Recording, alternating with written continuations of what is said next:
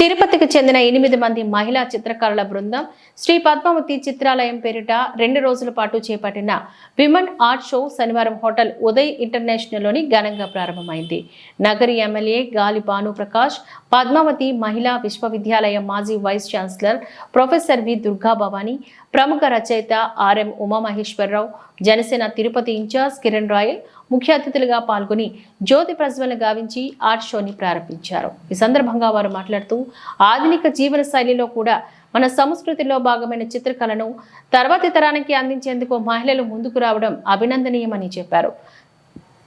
Thanjavur, Nirmal, Kalamkari, Madhubani, steel arts తదితర చిత్రకళలో ప్రతిభ చాటిన మహిళా చిత్రకారులను ప్రత్యేకంగా ప్రశంసించారు. అనంతరం మహిళా చిత్రకారులు ప్రదర్శించిన వివిధ రకాల పెయింటింగ్స్ పరిశీలించారు.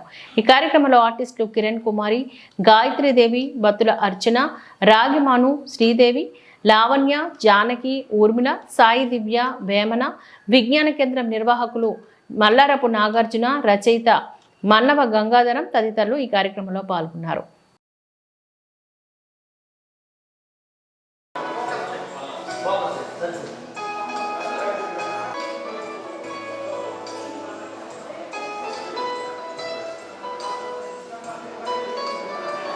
చెప్తున్నా, మీరు చాలా బాగా చేశారు. మీకు మంచి భవిష్యత్తు ఉండాలని దేవుని కోరుకుంటా ఉన్నాను. తిరుపతిలో ఒక అద్భుతమైన ప్రయత్నం ఇది. తిరుపతిలో కొన్ని చిత్రకళా సంఘాలు కూడా ఉన్నాయి. సమూహాలుగా వాళ్ళు ఇప్పటికే అనేక ప్రయత్నాలు చేస్తున్నారు. దాని కొనసాగింపుగా ఇవాళ 8 మంది, 7 అని మొదలుపెట్టారు కానీ 8 మంది చిత్రకారులతో వాళ్ళు వేసిన చిత్రాలని ఒక దగ్గరికి చేర్చి చూసే అవకాశం తిరుపతికి కల్పించడం అనే ప్రయత్నం చేసినందుకు పద్మావతి చిత్రాలయాన్ని అభినందిస్తున్నాను. ఇందులో ఉన్న చిత్రకారులు శ్రీదేవి గారు, కిరణ్ కుమారి గారు, లావణ్య, గాయత్రీదేవి గారు, అలాగే దివ్య గారు, వీళ్ళందరూ కూడా అర్చన గారు, జానకి, ఇవాళ జాయిన్ అయిన జానకి, వీళ్ళందరి బొమ్మలు చూస్తే ఇంతమంది మహిళా చిత్రకారులు తిరుపతిలో ఉన్నారని ఒక ఆశ్చర్యం కలుగుతుంది. నిజానికి ఈ సంఖ్య తక్కువే, ఇంకా ఉన్నారు వాస్తవంగా. వీళ్ళందరినీ ఒక దగ్గరే కనుక తీసుకురాగలిగితే ఇంకా అద్భుతమైన ఒక గ్యాలరీని తిరుపతిలో నిర్మించడానికి, తిరుపతి చిత్రకళా రంగంలో ఆధ్యాత్మిక క్షేత్రంగా తిరుపతి ఎంత గొప్పదో మనకు తెలుసు. ఆధ్యాత్మిక రంగానికి, కళారంగానికి ఒక అవినాభావ సంబంధం ఉంటుంది. ఆ సంబంధం, కళారంగానికి సంబంధించిన ఆ సంబంధాన్ని ఈ చిత్రాలు నమోదు చేశాయి. ఇక్కడ చూస్తే మనకు రకరకాల చిత్రాల్లో అత్యధికం ఆధ్యాత్మిక సంబంధమైన బొమ్మలే ఎక్కువ కనిపిస్తూ ఉన్నాయి. ఈ చివర ఒక బొమ్మ చూశాను నేను.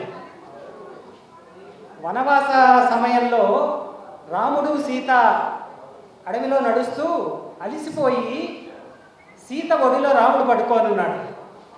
ఎక్కడ ఎండ తగులుతుందో అని చెట్టు కింద ఉన్నాడు. ఆ చెట్టు అంత పచ్చగా ఏమి ఉన్నట్లేదు. ఎక్కడ ఎండ పొడబడుతుందో అని సీత తన కొంగుని రాముడి ముఖానికి ఎండబడకుండా అడ్డం పెట్టింది. అంటే ఇందులో ఎంత లోతుందంటే ఆ చిత్రాన్ని కనుక మనం కొంచెం జాగ్రత్తగా పరిశీలిస్తే, రాముడు నడిచాడు, సీత నడిచింది. అక్కడ అలిసిపోయింది రాముడు, సీత అలిసిపోలా. సీత అక్కడ కూడా మళ్ళీ ఆయన్ని సేద తీర్చే పని చేస్తుంది. అంటే స్త్రీలు ఎంత శ్రామిక జీవులో ఇంటి పని, బయట పని ఈ రెండూ చేస్తూ కూడా ఎంత ఉన్నతమైన స్థానంలో ఉన్నారు అనే దానికి మనం ఊరికే పురాణాలని కోట్ చేసి మన పురాణాలు స్త్రీలను గొప్పగా చెప్పాయి అంటాం, కానీ వాస్తవంలో అయితే మాత్రం స్త్రీలను ఎప్పుడు పక్కనే పెడుతున్నారు. కానీ దాన్ని అంతర్లీనంగా ఒక ఆధ్యాత్మికమైన ధోరణిలో వేసిన ఒక బొమ్మలో కూడా చిత్రకారిని నమోదు చేశారు. ఇక్కడ చాలా బొమ్మల్లో కూడా చాలా అద్భుతమైన చిత్రాలు ఉన్నాయి. ఇందులో మన భారతదేశంలో ఉన్న వివిధ సాంప్రదాయిక చిత్రాలన్నింటినీ ఆ శైలిని తీసుకొచ్చారు. మధుబని కానీ, కలంకారీ, మన శ్రీకాళహస్తి అద్భుతమైన క్షేత్రం కలంకారీకి. ఒకప్పుడు కలంకారీ అంటే ఏదో గోడల మీద వేలాడదీసే బొమ్మలే అని అనుకున్నాం. ఇవాళ వస్త్రాల మీదకి ఫ్యాషన్ రంగంలోకి ఏది వచ్చిన తర్వాత ఒక పట్టు చీర మీద కలంకారీ బొమ్మ వేస్తే 1,00,000 నుంచి 10 లక్షల రూపాయలు పెట్టుకుంటున్నారు. దీని మార్కెట్ ఎక్కడ ఉంది? హైదరాబాద్లో జూబ్లీ హిల్స్లో, బంజారా హిల్స్లో ఉంది. ఈ మార్కెట్కి ఈ చిత్రకారులకి మధ్య కనుక ఒక మంచి వారధిని నిర్మించగలిగితే ఇంకా అద్భుతాలు జరుగుతాయి. చిత్రకారులు అనగానే ఏదో దయనీయంగా కనిపించే ఒక జీవులు అనే అభిప్రాయం ఎప్పుడో పోయింది. మనం తిరుపతి రేణిగుంట ఎయిర్పోర్ట్లో లోపలికి ప్రవేశించాక లెఫ్ట్ సైడ్ విఐపి లాంజ్ ఉంటుంది, రైట్ సైడ్ చెక్ ఇన్ అవుతాం. దానికి ఎదురుగా చెక్ ఇన్ అయ్యే దగ్గర ఎదురుగా చూస్తే గోడ మీద ఒక పెద్ద గరుడ బొమ్మ ఒకటి కనిపిస్తుంది. మనకు కలంకారీ శైలిలో గోడ మీద వేసిన చిత్రం ఒకటి, క్యాన్వాస్ మీద వేసిన ఒక పెద్ద చిత్రం కనిపిస్తుంది. ఆ చిత్రం విలువెంతో తెలుసా? 80 లక్షల రూపాయలు పెట్టి ఎయిర్పోర్ట్ అథారిటీ కొన్నది. దాన్ని వేసింది మన జిల్లా చిత్రకారుడు శ్రీకాళహస్తికి చెందిన రమేష్ గొర్జాల. రమేష్ గొర్జాల ఒక బొమ్మ వేయగానే ఇవాళ బొంబాయి, కలకత్తా, ఢిల్లీ ఆర్ట్ గ్యాలరీల్లో ముందే బుక్ అయిపోతుంది. అంటే అంత అద్భుతమైన చిత్రకారులు ఈ జిల్లాలో ఉన్నారు. అసలు మన దగ్గర ఉన్న కలంకారీని కనుక మనం ఒకప్పుడు నేను 35 ఏళ్ళుగా కలంకారీ మీద వ్యాసాలు రాస్తున్నా శ్రీకాళహస్తి తిరిగి. నేను 35 ఏళ్ళ కింద కలంకారీ మీద మొదట వ్యాసం రాసినప్పుడు ఆ పట్టణానికి వెళ్ళి తిరిగినప్పుడు ఒక 15 మంది కలంకారీ కళాకారులు కూడా నాకు దొరకలేదు. కానీ ఇవాళ కనీసం 3000 మంది కలంకారీని ఉపాధిగా చేసుకుని శ్రీకాళహస్తిలో ఉన్నారు. కొన్ని కోట్ల రూపాయల కళా వ్యాపారం అక్కడ జరుగుతోంది. చాలా అంటే దీన్ని ఆ తరువాత దశకి తీసుకువెళ్ళడానికి అవసరమైన మెట్లని నిర్మించే వాళ్ళు కావాలి. అది ప్రభుత్వం ఆ పని చేయడం సాధ్యమవుతుంది. తిరుపతి లాంటి దగ్గరలో మనం ఎక్కడెక్కడి నుంచో వస్తారు తిరుపతికి. ఇక్కడ ఏముందో ఒక శ్రీనివాసుడి దర్శనం ఒక్కటే కాదు, దాని తర్వాత ఇక్కడ దర్శించుకోవడానికి చాలా ఉన్నాయనే విషయాన్ని వాళ్ళకి తెలియజేసే ఒక ప్రయత్నం కనుక బలంగా జరగగలిగితే, ఒక పర్మనెంట్ ఆర్ట్ గ్యాలరీ కనుక తిరుపతిలో నిర్మించగలిగితే, ఆ స్థలం టీటీడీ చొరవ తీసుకుని కేటాయించగలిగితే, చిత్రకారులు తరచూ అందులో ఆర్ట్ ఎగ్జిబిషన్స్ పెడుతూ ఉంటారు. నిరంతరం కొన్ని ఆర్ట్ పెయింటింగ్స్ అందులో పెట్టడానికి ఒక ఏర్పాటు చేయగలిగితే వచ్చిన వాళ్ళు దాన్ని కూడా సందర్శించుకొని వెళ్తారు. అవసరమైతే వాటిని కొనుక్కుంటారు, వాళ్ళ ఇళ్ళకి తీసుకెళ్తారు. ఇవాళ చిత్రకళ అన్నది కోట్ల రూపాయల, 100 కోట్ల రూపాయల వ్యాపారం జరుగుతున్న ఒక అద్భుతమైన ఒక మార్కెట్ కూడా. కాబట్టి ఆ రంగంలో కూడా కొత్త తరం ప్రవేశించి ఇక్కడ లావణ్య, జానకి వీళ్ళందరినీ చూశాను నేను. కొత్త పిల్లలు వీళ్ళందరూ ఈ రంగంలోకి ప్రవేశించారంటే వాళ్ళకి అందులో ఒక ఉపాధి కూడా కనిపించాలి. ఆ దిశగా ప్రోత్సహించడానికి ప్రభుత్వానికి అవకాశం ఉంది. ఆ ప్రయత్నం జరుగుతుందనే ఆశ, నమ్మకం నాకున్నాయి. మంచి ప్రయత్నం చేసినందుకు పద్మావతి చిత్రాలయని అభినందిస్తూ, చిత్రకారులను ఇక్కడ అందరూ కలిసినందుకు మీకు కూడా అభినందనలు తెలియజేస్తున్నాను. నమస్తే.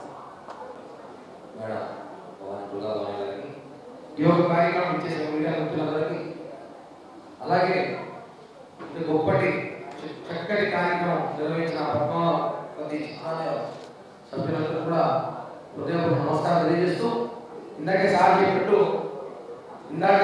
గతంలో హైదరాబాద్లో, బెంగళూరు, ఢిల్లీలోనూ ఎగ్జిబిషన్లో చూసేవాళ్ళం ఇలాంటివి. అక్కడ చూసిన తర్వాత ఓకే తీసుకెళ్ళాలని ఆలోచనలు ఉండేవాళ్ళం, ఏదో హడావిడి మంచిగా వచ్చేసేవాళ్ళం. తిరుపతి లాంటి ప్లేస్లో గొప్పటి చక్కటి కార్యక్రమం పెట్టినందుకు మీకు అందరికీ ధన్యవాదాలు.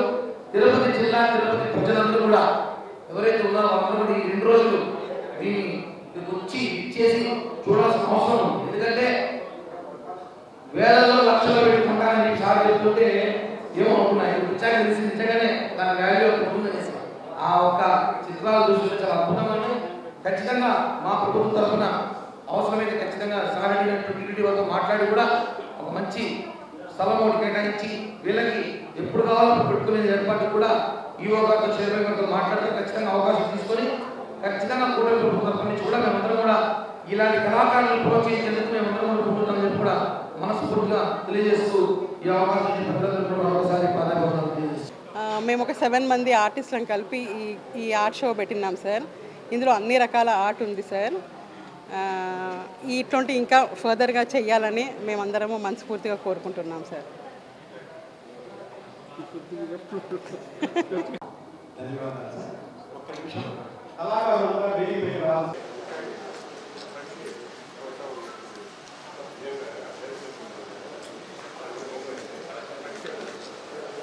రిజల్ట్స్.